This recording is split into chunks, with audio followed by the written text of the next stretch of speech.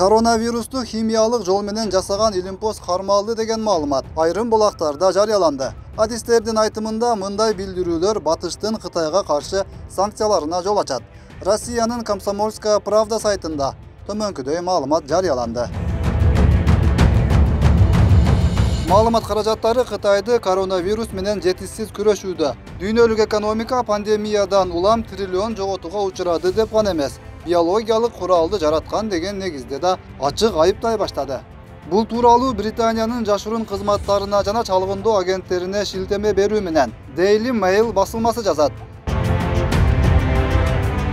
Вирустун жаныбардан адамга жуккан алгачкы нускасы Ухайндагы лабораториядан агып кетиши мүмкүн экендигин жокко чыгарбайт, деди гезиттин жогорку даражалуу булагы чалгындоо маалыматтарына таянып. Чындыгында пандемиянын борборуна айланган шаарда Ухань вирусология институту бар. Ал жерде патогендүү микрофлора изилденет. Дагы бир анча белгилүү эмес мекеме Ухань ооруларды көзөмөлдөө борбору. Ал коркунучтуу оорулар боюнча изилдөө жүргүзөт. Мисалы жарганаттарга эксперимент жүргүзөт. Бир версия боюнча коронавирус Уханьдагы нымдуу базардагы биринчи оорулуу адамга жарганаттар менен байланышып жугушу мүмкүн. Daily Mail дагы бир версияга шилтеме кылат. 4-оорулуу Ухань вирусология институтунда экспертиза учурунда кокусунан жуккан кызматкери болгон болушу мүмкүн. Бирок институттун өзү бул адам 2015-жылы иштен кеткен деп ырастаган. Экинчи саптагы маалымат каражаттары вирусту өзү жаратпаган чакта да мындай кооптуу маселелер боюнча кытайларга кеңеш бере турган күнөөкөр даташты. Ал 2020-жылы 28 январда АКШда дүйнөдөгү эң ири нанотехнология адистеринин бири Чарльз Либер камакка алынган. АКШнын атайын кызматы Либер Кытайдын дүйнө жүзүндөгү илимпоздорду тарткан миңдеген таланттар аттуу эл аралык программасынын катышуучусу экенин ырастайт.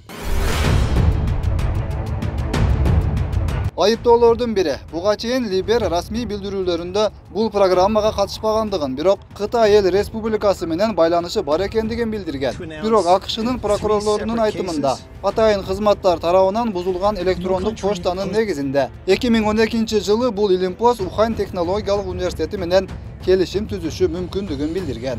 The arrest today of a Harvard University professor.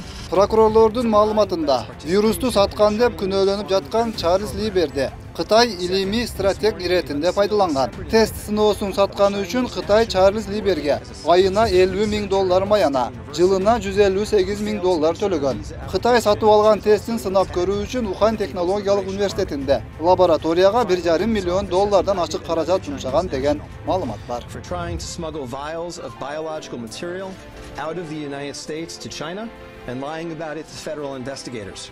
Либердин изилдөө чөйрөсү нанотехнологияны медициналык жактан пайдалануу болуп саналат. Мисалы, нанороботтун жардамында молекулалык көлөмдөгү түзүлүш менен оорулуу клеткага иммундук жооп ала албаган абалда дары-дармектерди кандайча жеткирсе болот деген багытта.